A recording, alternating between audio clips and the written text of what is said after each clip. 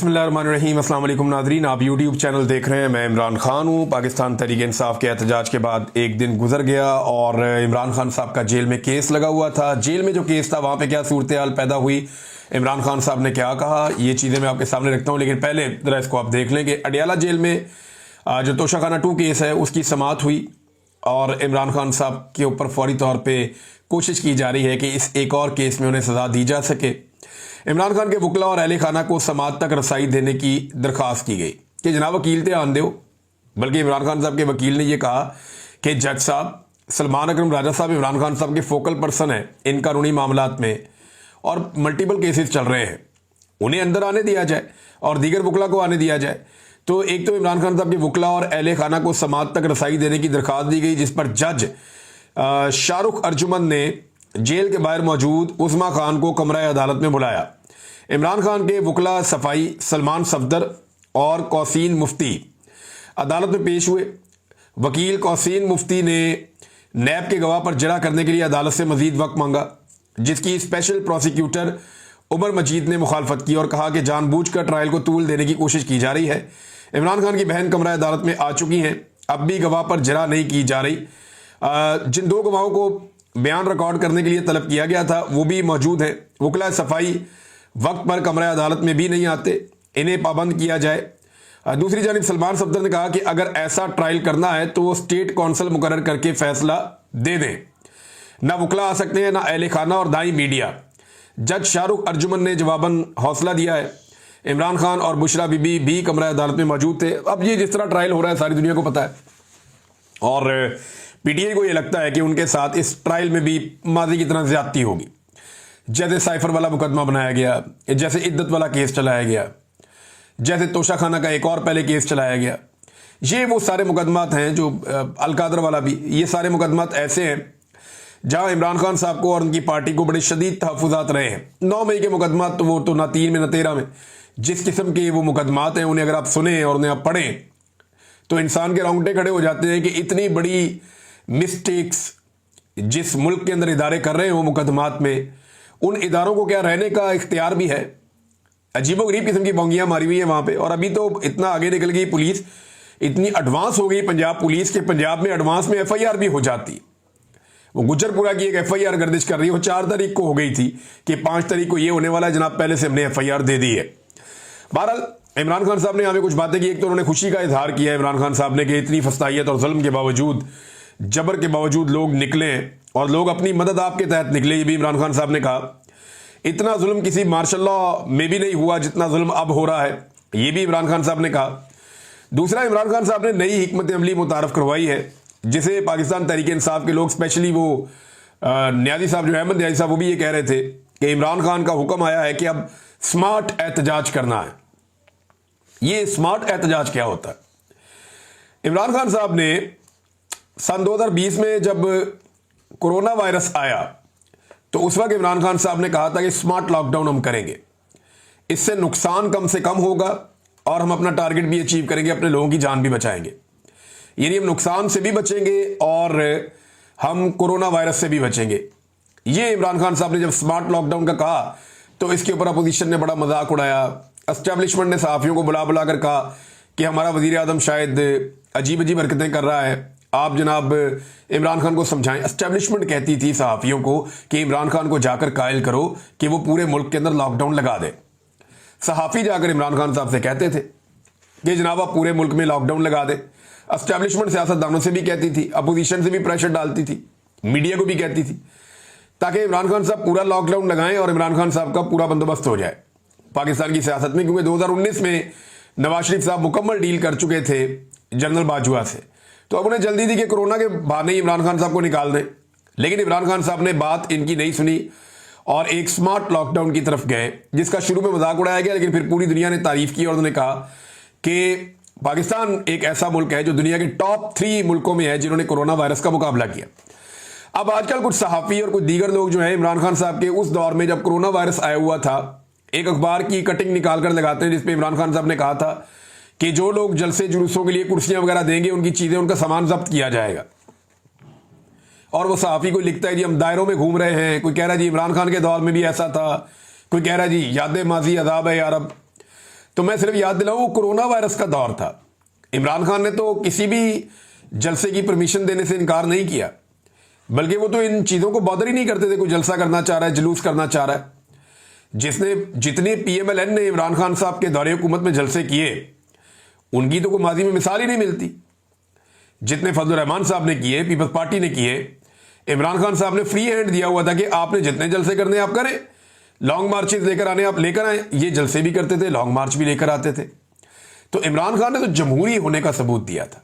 लेकिन इमरान खान के मुखालिफिन बहुत ही घटिया निकले और उन्होंने तमाम जमहूरी इकदार जो हैं उन्हें पामाल किया है, सिर्फ इमरान खान की मुखालफत में और उसके खौफ की वजह से, उसकी मकबूलियत की खौफ की वजह से। और उनको क्या मसला है, इन्हें लगता है जब तक इमरान खान है या उसकी मकबूलियत है, सियासत में इनकी दाल नहीं गलेगी। तो वो जनाब, वो जो कटिंग जो है वो इस वक्त पेस्ट करके तो प्रोपेगेंडा किया जाता है, वो कोरोना वायरस के टाइम की है। और आज अगर कोई मना करता है तो आप उसके साथ इसका मुवाजना नहीं कर सकते। किसी की जान बचाने के लिए आप ये कह रहे हैं कि लोगों को आप इकट्ठा ना करें। बहरहाल स्मार्ट लॉकडाउन के बाद इमरान खान साहब ने स्मार्ट एहतजाज की कॉल दी है। वो ये कहते हैं स्मार्ट एहतजाज करें, यानी आपने गिरफ्तार नहीं होना और आपका अपना नुकसान नहीं होना चाहिए, लेकिन आप हुकूमत के नाक में भी दम करके रखें। और यानी वो कहते हैं भगा भगा के मारे इन्हें। अब हमारा जो सहाफ़ी तबका है उनको आदत है देखने की कि इकट्ठा हजूम आ रहा है बहुत बड़ा, और ये हजूम आकर खड़ा हो गया, इसको अपने जनाब देखना है और यहां तसल्ली से खड़े होकर इनकी कवरेज करनी है, इनके इंटरव्यूज करने और चला देना है। अब इसके लिए मीडिया को एस्टेब्लिशमेंट की मिन्नतें करनी पड़ेंगी कि जनाब उनको इकट्ठा तो होने दें, हमने उनसे बात करनी है। एस्टेब्लिशमेंट ने सारे रास्ते बंद कर दिए हैं। अब एक ही रास्ता है पाकिस्तान तहरीक इंसाफ के पास कि वो एहतजाज करें और पुलिस के आने से पहले निकल जाए, या रैलियां निकालें, छोटी मोटी एहतजाज करें, मुख्तलिफ शहरों में, मुख्तलिफ देहात में, अलग अलग जगह पे करें। वो उन्होंने किया है। अब ये सिलसिला आगे बढ़ेगा तो पाकिस्तानी एक नई तरह की सियासत देखेंगे, एक नए तरह का एहतजाज देखेंगे, जिसके लिए ना तो पाकिस्तानी मीडिया ट्रेंड है और जिसके लिए ना तो पाकिस्तान का सिस्टम पहले से ट्रेंड है और ना इन्होंने ऐसी चीज़ पहले विटनेस की है। इमरान खान साहब ने पाकिस्तान की सियासत में बहुत सारी ऐसी चीज़ें मुतारफ करवाई जो इससे पहले नहीं थी। सबसे बड़ा जो इमरान खान साहब का कंट्रीब्यूशन है पाकिस्तान की सियासत में, वो मिडिल क्लास को सियासत के अंदर लेकर आना है। मिडिल क्लास जो सियासत से अपने आप को इररेलेवेंट रखती थी, यहाँ पे एक मिडिल क्लास के अंदर मशहूर जुमला होता था, मैं तो बिल्कुल गैर सियासी हूँ भाई मैं तो बिल्कुल सियासत में नहीं हूँ भाई। यानी ये बड़ा फख्र समझते थे लोग के भी सियासत से मेरे से सियासी बात कोई ना करे, तो गाली समझते थे लोग इसको। तो इमरान खान साहब ने लोगों को इस तरफ तवज्जो दिलवाई, उन्हें लेकर आए और अभी वही मिडिल क्लास जो है वो गले की हड्डी बनी हुई है, ना वो निगली जाती है ना उगली जाती है एस्टेब्लिशमेंट से। ये मिडिल क्लास इतनी रेलिवेंट हो गई है कि बाकी सारे के सारे इररेलिवेंट हो गए हैं और ये पाकिस्तान चलाने वाले लोग हैं, तगड़े लोग हैं। भारत इमरान खान साहब ने अब स्मार्ट एहतजाज का हुक्म दिया अपनी पार्टी को और कहा जी भगा भगा के मारेंगे। और इमरान खान साहब का केस जो है वो अब 9 अगस्त तक मुलतवी हो गया है। इमरान खान साहब ने जो कारकर्दगी है कारकुनों की, उससे इमरान खान साहब ने कहा जी कि वो मुतमईन है। फिर एक और चीज़ जो इमरान खान साहब ने दोहराई है, बाद लोग इससे इख्तलाफ कर रहे हैं कि पाकिस्तान तहरीक इंसाफ को कोई भी मैदान खुला नहीं छोड़ना चाहिए, बल्कि जहां जहां पे ज़िमनी इलेक्शन होते हैं वो लड़ने चाहिए। मैदान तो वाकई खाली नहीं छोड़ना चाहिए और जहां ज़िमनी इलेक्शन होते हैं वो आपको लड़ना चाहिए। पॉलिटिकल पार्टी यही कर सकती है, मजीद एक्सपोज कर सकती है।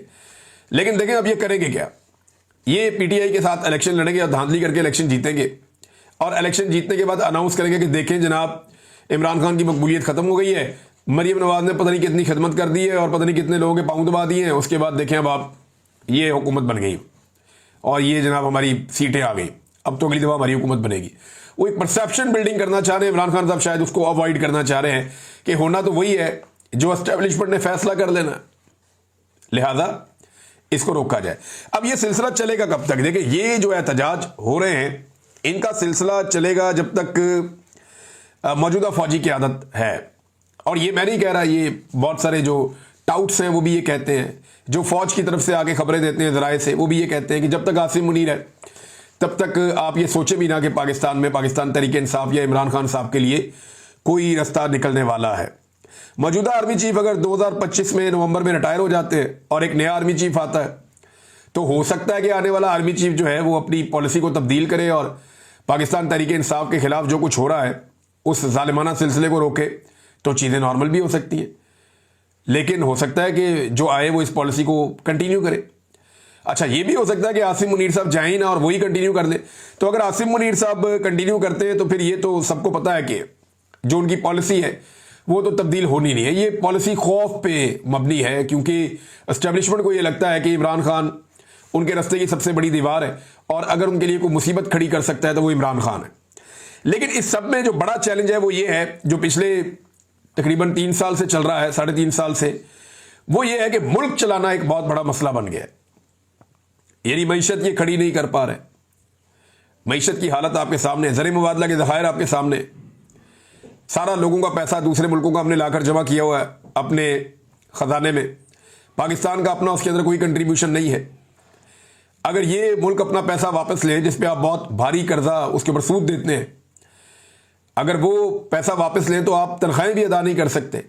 खुदा न खास्ता ये सूरत हाल पाकिस्तान की बनी हुई है। तो जो ख्वाजा आसिफ ने कहा था कि अमलन पाकिस्तान डिफॉल्ट हो गया, वो बात उन्होंने उस वक्त गलत नहीं की थी। फिर महंगाई में जो इजाफा हो रहा है ये वापस नहीं हो सकता इस वक्त। चीनी की आप मिसाल ले लेना, हुकूमत की पॉलिसी की वजह से 80 रुपए किलो वाली चीनी अब 210 रुपए, 205 रुपए और बाज़ जगह पे इससे भी महंगी बिक जाती है। और आने वाले दिनों में जो चीनी इंपोर्ट की जा रही है उसके बारे में कहा जा रहा है कि वो 225 तक या इससे ऊपर जाएगी। और फिर जब पाकिस्तानी अपनी चीनी बनाएंगी, शुगर मिले, तो वो भी मुनाफा कमा के कुछ कीमत कम भी कर देंगे, तो उस वक्त भी अवाम के ऊपर बोझ रहेगा। तो ये महंगाई कम होने वाली तो नहीं है। गुर्बत में जो लगातार इजाफा हो रहा है, लगभग आधे पाकिस्तानी अब गुर्बत की लकीर से नीचे चले गए। ये भी ठीक होने के इम्कान कम है, क्योंकि मायूसी है। एक गवर्नेंस के बड़े संजीदा मसाइल हैं। हुकूमत अपना हर काम करते हुए यही सोचती है कि इमरान खान का क्या बनेगा, या इमरान खान को नीचा दिखाने के लिए वो क्या कर सकते हैं। जब आपकी सारी पॉलिसीज पाकिस्तान के 25 करोड़ अवाम के लिए नहीं, जेल में बैठे हुए एक लीडर के लिए है, तो फिर उन पॉलिसीज में खराबियां होती हैं और उनकी वजह से हालात बेहतर होने की वजह से खराब होते हैं। दहशतगर्दी जो है वो बढ़ती चली जा रही है, कंट्रोल नहीं हो रही। अभी एक और मेजर साहब शहीद हो गए, इंतहाई अफसोसनाक वाकया है। बार बार इस तरह के वाकयात हो रहे हैं, ऊपर नीचे शहादतें हो रहे हैं फौजियों की, और अवामी शिकायत जो है वो भी बढ़ती जा रही है दहशतगर्दी को लेकर। यानी जो कबायली लोग हैं वो अब चाहते ही नहीं है कि वहां पे ऑपरेशन हो, वो ऑपरेशन के साथ खिलाफ हैं। और दूसरी तरफ जनाब ऑपरेशन भी किए जाते हैं और दहशतगर्दी भी कंट्रोल नहीं होती। इन सारी चीजों को अगर आप प्लस माइनस करके देखें, बेरोजगारी में भी इजाफा हो रहा है लगातार, और पाकिस्तानी पाकिस्तान छोड़ छोड़ के भी जा रही है। एक रिपोर्ट है और ये गल्फ न्यूज में है। ये रिपोर्ट आप देखें ना कि सिर्फ 6 महीने के अंदर, ये खलीजी अखबार है गल्फ न्यूज। और मैं अभी आपको एक और इस हवाले से इंकशाफ करता हूं आपके सामने। मुझे बड़ी इंपॉर्टेंट एक बात पता चली है कि जो अरब ममालिक हैं उन्होंने पाकिस्तानियों के वीज़ाज क्यों बंद किए हुए हैं, ये मैं आपको भी बताऊंगा। सिर्फ 6 महीने में 3.5 लाख पाकिस्तानी बैरून मुल्क मुंतकिल हो चुके हैं। ये खलीजी अखबार गल्फ न्यूज़ का दावा है। मुल्क छोड़ने वाले अफराद में आला तालीम याफ्ता अफराद समेत इंतहाई तकनीकी अफराद भी शामिल हैं, जबकि डॉक्टर समेत नर्सेस के मुल्क छोड़े जाने से मुल्क के निज़ाम सेहत में भी मसाइल बढ़ने लगे हैं। ज़्यादातर अफराद की तरजीह बरतानिया, कनाडा और खलीजी ममालिक हैं। अब मैं आपको बताता हूं कि ये जो कई अरब ममालिक हैं वो पाकिस्तानियों को वीज़ा क्यों नहीं दे रहे। पाकिस्तानी जाना चाहते हैं ना यहाँ अरब ममालिक में, कई ममालिक ने तो पहले से बंद किए हुए थे, कई ने अब बंद किए हुए हैं, वो वीज़ा नहीं दे रहे पाकिस्तानियों को। उन्होंने पॉलिसी बहुत सख्त कर दी है पाकिस्तानियों के लिए। ये क्यों हो रहा है, ज़रा इसके बारे में आप सोचें। ये खलीजी ममालिक को तो सस्ती लेबर चाहिए होती है और वो तो तरक्की कर रहे हैं, उनके तो धड़ाधड़ प्रोजेक्ट आ रहे हैं। तो पाकिस्तानियों को इस वक्त वीज़ा क्यों नहीं मिल रहे और इतनी सख्ती क्यों हो गई है। देखें, पाकिस्तानी पाकिस्तान छोड़ छोड़ कर जा रहे हैं। फील्ड मार्शल ने कहा था ये ब्रेन गेन है, मेरी समझ में आज भी उनकी वो बात नहीं आई, मैं हैरान होता हूं। लेकिन इस ब्रेन ड्रेन को रोकने के लिए पाकिस्तान ने, ये मुझे एक खलीजी मुल्क से ये बात पता चली, मैं नाम नहीं लूंगा क्योंकि जिन लोगों ने मुझे बताया फिर उन्होंने कहा था कि अभी आपने नाम नहीं लेना, लेकिन मैं आपको ये बता देता हूं कि एक खलीजी मुल्क है, वहां पे मेरे एक दोस्त हैं, वो कुछ वीज़ा के लिए काम करते हैं और उनके वहाँ का जो होम ऑफिस है उसमें बड़े अच्छे ताल्लुकात हैं। तो उन्होंने मुझे ये बात 2 दिन पहले बताई और उन्होंने कहा जनाब के, मैंने उनसे पूछा कि आप पाकिस्तानियों पे इतनी पाबंदी क्यों लगा रहे हैं, इंडियंस पे, बांग्लादेशियों पे उस तरह से नहीं है मामला जिस तरह पाकिस्तान के लिए है, तो पाकिस्तानियों से तो आपका बड़ा प्यार है। तो उन्होंने कहा जी हम जो पाबंदी लगाते हैं ना या लोगों को अपने मुल्क में आने से रोकते हैं, ये पाकिस्तानी हुकूमत की दरख्वास्त पे रोकते हैं। क्योंकि पाकिस्तान से लोग बहुत बड़ी तादाद में मुल्क छोड़कर जाना चाहते हैं, धड़ाधड़ लोग अपने पासपोर्ट बना रहे हैं और निकलना चाहते हैं। लिहाजा पाकिस्तानी गवर्नमेंट ने दरखास्त की हुई है कि ब्रेकें लगवाएं, हमारे लोग बहुत तेज़ी से पाकिस्तान को छोड़कर जाना चाहते हैं और छोड़कर जा रहे हैं। अब जो यूरोप है और बरतानिया है, वहाँ पे वीज़ा मिलना बहुत मुश्किल है, सबको मिल नहीं सकता। तो उसके लिए लोगों को बहुत सारे पैसे भी खर्च करने पड़ते हैं। लोग अपने घर बार बेच के, ज़मीनें बेच के, अपनी जायदाद बेच कर लोग यूरोप और अमेरिका और बरतानिया इस साइड पे जा रहे हैं। अब ये सारी चीज़ें अगर आप प्लस माइनस करें तो हुकूमत की आप पॉलिसी देखें कि एक तो पाकिस्तान में लोगों के सारे मौके उन्होंने ज़ाया कर दिए।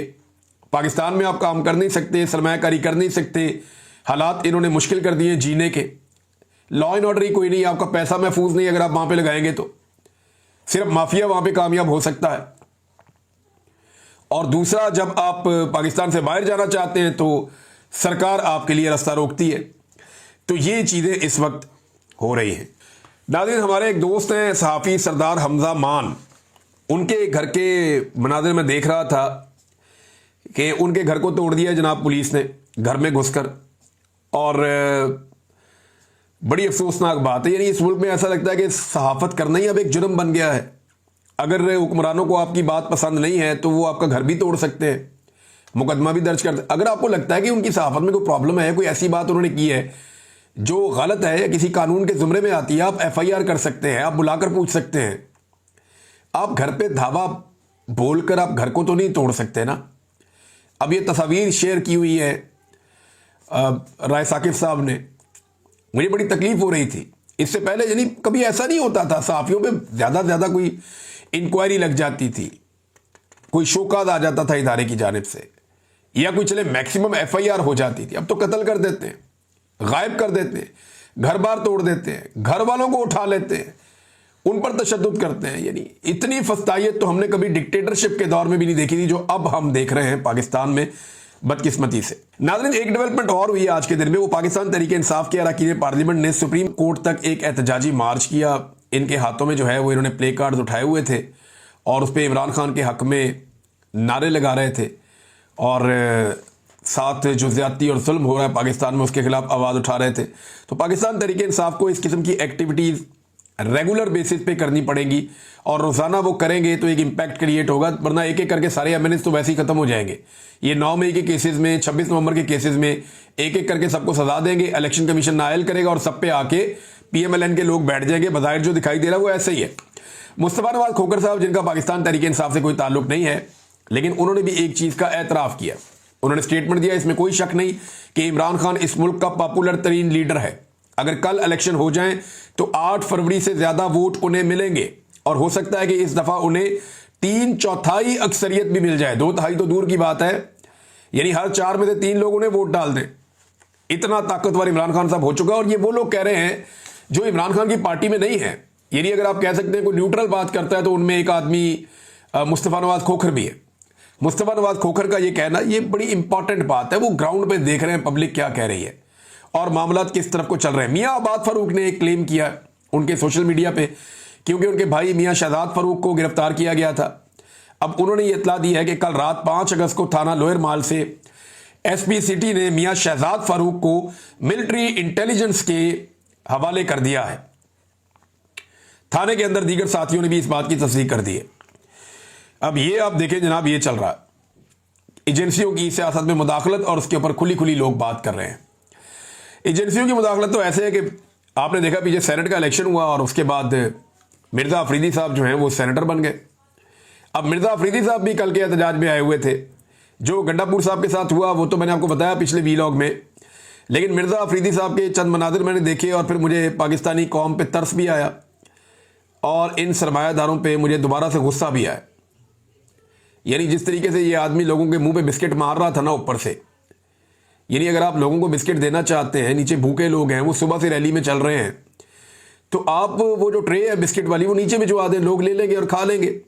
ये ऊपर से बिस्किट पकड़ के ऐसे भी नहीं, ऐसे फेंक रहा था, ऐसे लोगों को मार रहा था। इस दिस द वे, ये कोई तरीका है? ये इंसानों को कीड़े मकोड़े समझते हैं। ये सरमायादार, एस्टेब्लिशमेंट, ब्यूरोक्रेट्स, रवायती सियासतदान, ये पाकिस्तानी अवाम को जो है ये समझते हैं ये कीड़े